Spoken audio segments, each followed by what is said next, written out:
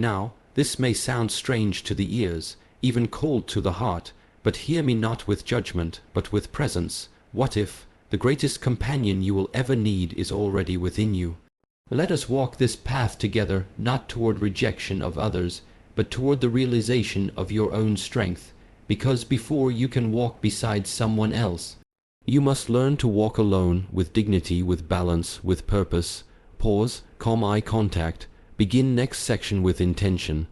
Solitude builds inner strength, dependency limits self. Growth, not everyone deserves access to your energy self. Mastery precedes meaningful connection in a world that constantly demands connection, where we are expected to be available, present, and socially engaged at all times. Solitude is often misunderstood. It is mistaken for loneliness, isolation, or even failure. But this is a misperception born of fear, the fear of being alone with oneself. In truth, solitude is one of the most powerful tools for building inner strength, clarity, and self-reliance.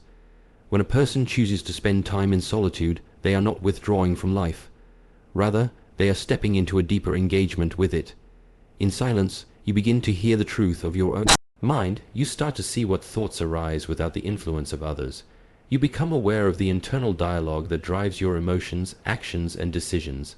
Most people avoid this space because it is uncomfortable. It is raw. It reveals things that are easily buried under distractions of companionship and constant interaction. But this discomfort is the beginning of growth. Much like how the tree in the forest must stretch its roots deeper to find water when it stands alone, so too does the solitary individual learn to draw strength from within. There is no one to lean on, no one to affirm you, and no one to distract you. In that space, you face yourself honestly. You learn what you truly believe, what you truly want, and what truly matters to you. This process creates a foundation that cannot be shaken by the opinions or actions of others. When you are alone, you begin to understand the power of your own presence. You realize that you are enough, not because someone else told you so, but because you feel it, you live it, and you see it reflected in your ability to navigate the world without dependence. This is not arrogance. This is not detachment. It is the quiet confidence of someone who knows who they are and does not need external reinforcement to maintain their balance. Solitude teaches discipline. In the absence of others, you become accountable to yourself. There is no one to blame when things don't go right.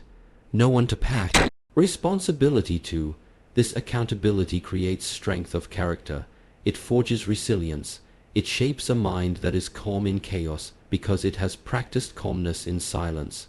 The one who trains in solitude is prepared not only to face the world, but to influence it, to guide others without becoming lost in their noise. You begin to master your emotions in solitude. Without anyone to provoke or pacify you, you are left with your own reactions. You observe your anger, your joy, your sadness, and your fear without filter. You learn to regulate them, not because someone told you to calm down, but because you understand where they come from. You no longer react to every external stimulus because you are grounded internally. That grounding makes you unshakable. You develop emotional autonomy, and with that comes true freedom. Solitude also sharpens focus. In the quiet, distraction fade. You can think clearly. You can feel clearly. You are not pulled in multiple directions by the needs or expectations of others. This clarity is rare in today's world, and it is a great strength. It allows you to set a direction for your life based on vision rather than reaction. You are not moved by trends or popularity. You are moved by purpose. That sense of direction gives you power, the kind of power that does not need to shout, the kind of power that simply acts with precision and calmness. This path is not for everyone. It requires courage, because when you are alone, there is nowhere to hide. All of your fears, your doubts, your insecurities, they will come. But if you stay, if you don't run back into the arms of distraction, you will see them for what they are. Illusions, stories, unhealed parts of you that only needed your attention. And when you face them, they begin to dissolve. What remains is you, clear, strong, and undivided.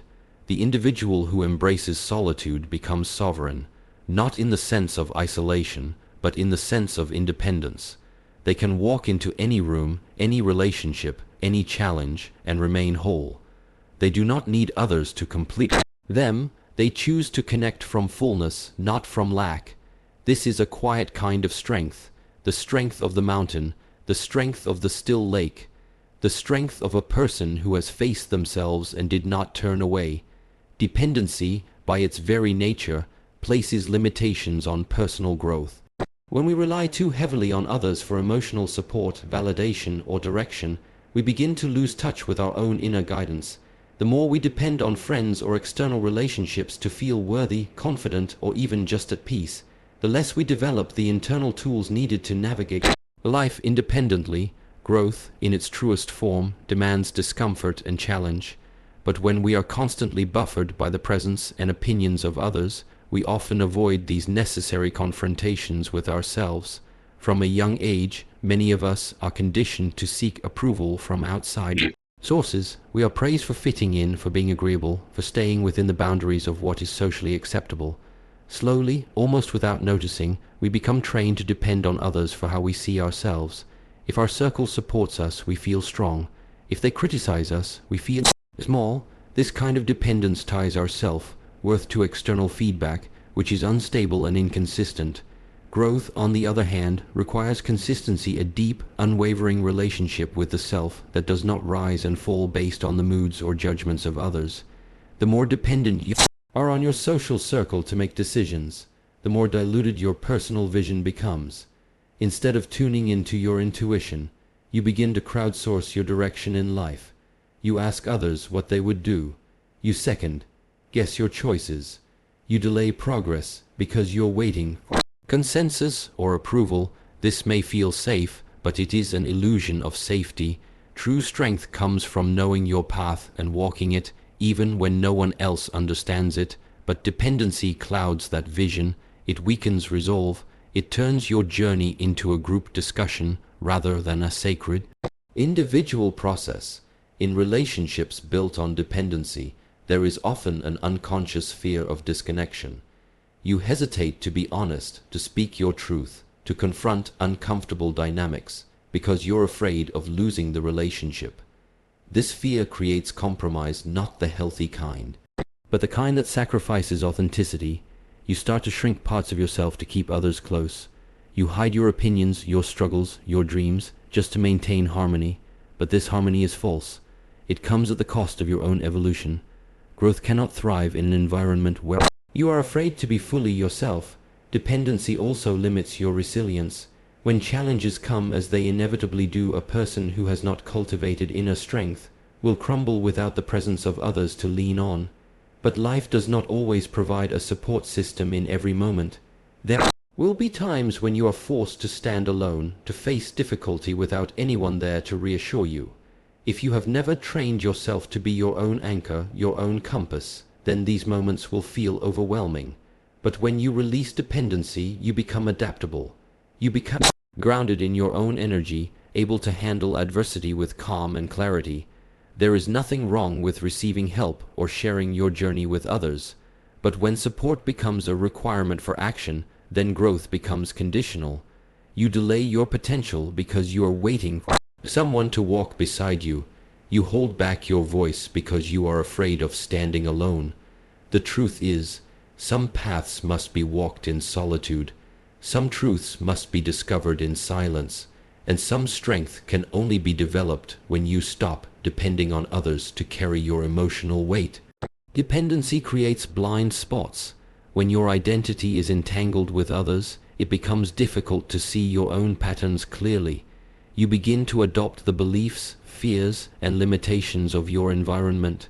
You take on goals that aren't truly yours. You chase validation instead of fulfillment. But when you step back from this need to be constantly connected, you begin to see yourself more clearly. You discover what drives you, what holds you back, and what kind of life you truly want to build. The process of letting go of dependency is not about becoming cold or disconnected. It is about becoming whole. It is about moving from a place of need to a place of choice. When you are no longer driven by the fear of being alone, you can engage with others from a place of strength, not weakness. You can offer love without attachment, support without control, presence without expectation. Relationships become richer because they are based on mutual respect, not mutual reliance.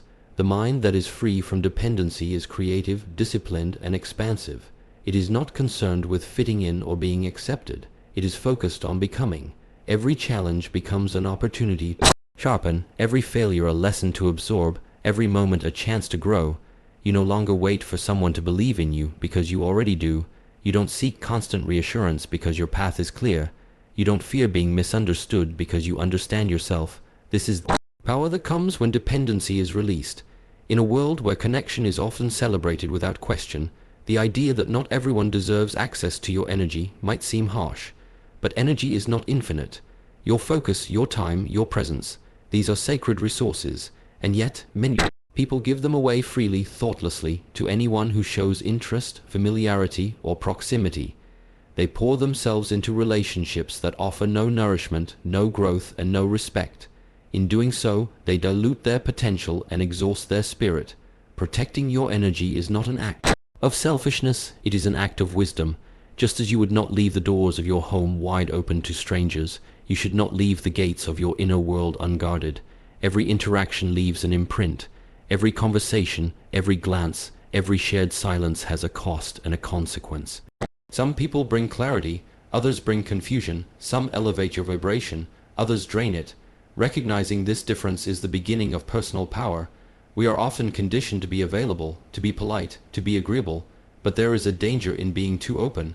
When you make yourself too accessible, people begin to assume your energy is unlimited. They take without asking. They rely on you for support they should be giving themselves, and slowly you begin to feel depleted, not because you lack strength, but because you have not enforced your boundaries. The truth is, not everyone should be allowed to know your thoughts, feel your emotions, or share your space. Selectivity is not arrogance, it is protection. There are people who are drawn to your light not because they respect it, but because they want to use it to escape their own darkness. They come to you with chaos, with drama, with unresolved wounds that they are not willing to face. At first, they may seem vulnerable, even charming, but over time, you realize they are not interested in healing. They are interested in distraction. They want you to carry what they refuse to confront. If you are not careful, their pain becomes your burden, their confusion becomes your stress, their lack of direction becomes your detour. You must learn to discern who deserves your presence, who shows up with mutual respect, who offers reciprocity, who nourishes rather than depletes. This discernment is not built on judgment, but on awareness. Watch how people respond to your boundaries. Watch how they speak about others. Watch how they react when you say no. These are the signals that reveal their true relationship to your energy. The ones who truly value you will not take advantage of your kindness. They will respect your space without explanation. The ones who don't will test your limits again and again until you finally learn to enforce them. Being mindful of who you give your energy to also means learning to say no, not out of anger or rejection, but out of clarity. Your time is limited. Your focus is a gift. You cannot afford to be everywhere for everyone all the time. You have goals to pursue, inner work to do, and peace to maintain. Saying no is a way of saying yes to yourself, yes to your growth, yes to your priorities, yes to your boundaries. People who are aligned with your path will understand this. Those who don't are not meant to walk beside you. It's important to recognize that some friendships or connections serve only a season. They arrive at a time when both people need something, perhaps comfort, distraction, or a sense of belonging. But once that season ends, clinging to those relationships becomes a form of stagnation. You begin to limit yourself in order to maintain what has already expired. You compromise your vision to avoid uncomfortable endings. But letting go is not failure. It is space, making for new energy, for new direction. The version of you that no longer fits in the rooms you once felt safe in. Managing your energy is also about managing your attention. Every conversation you engage in, every conflict you entertain, every interaction you allow into your space either contributes to your alignment or pulls you away from it. If someone constantly interrupts your peace, challenges your values, or diminishes your worth, then you must ask yourself why you continue to allow that access.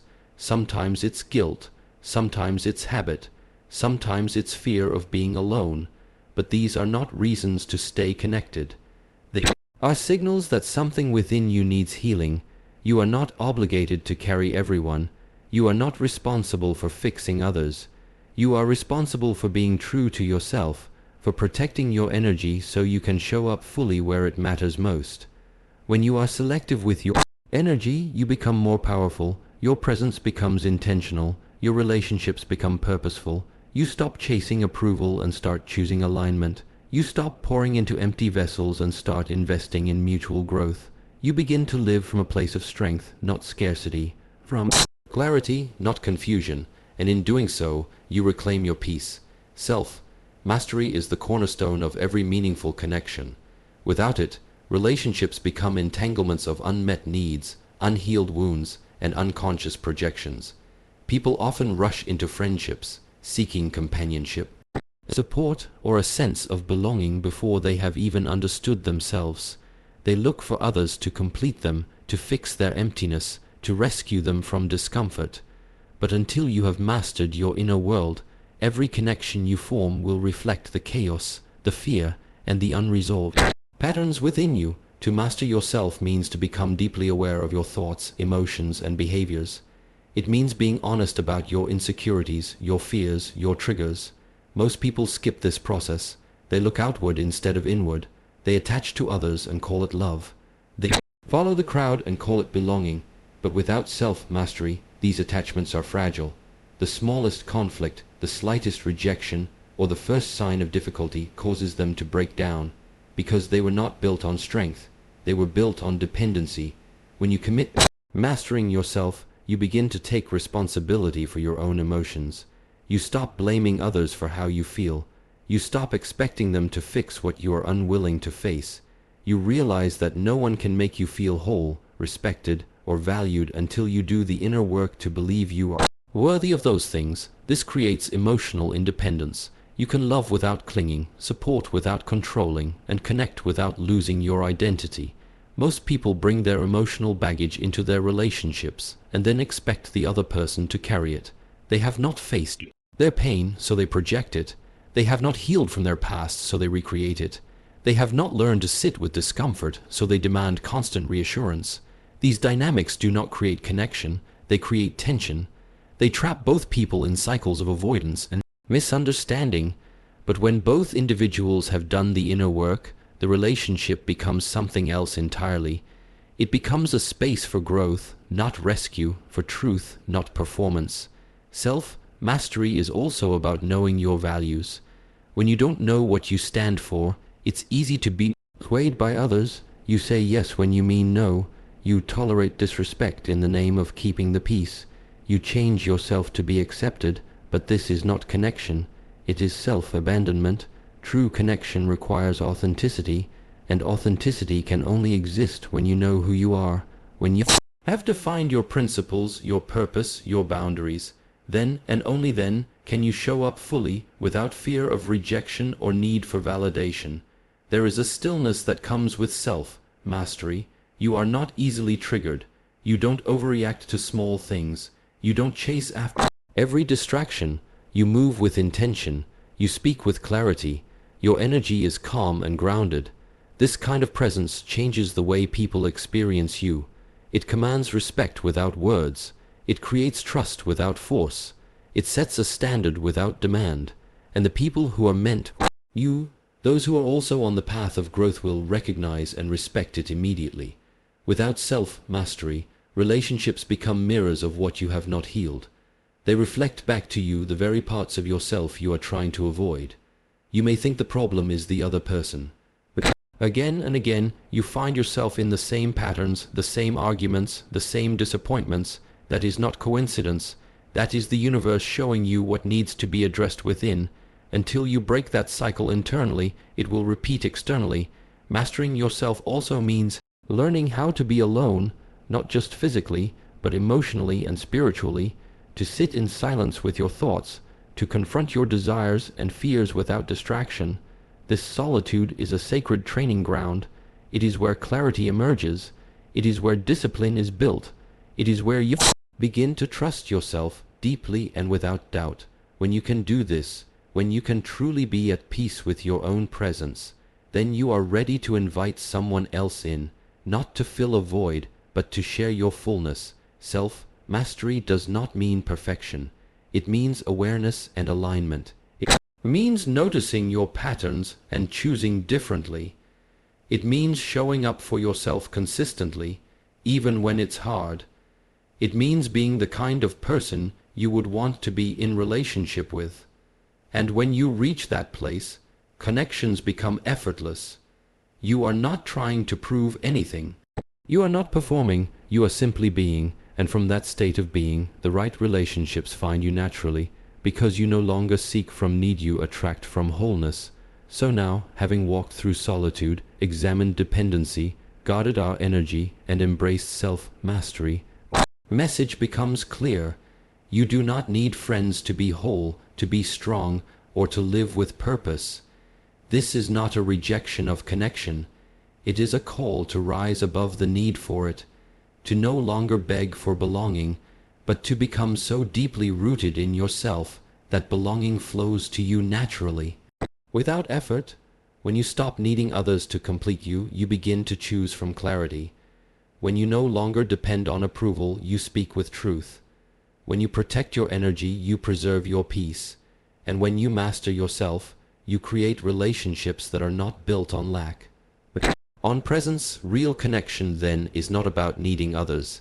It is about becoming someone who can walk alone, yet never feels lost. You don't need friends to validate who you are. You need courage to become who you were meant to be. And once you become that person, you may still find companions along the way, but by then you will know they are not your source, you are.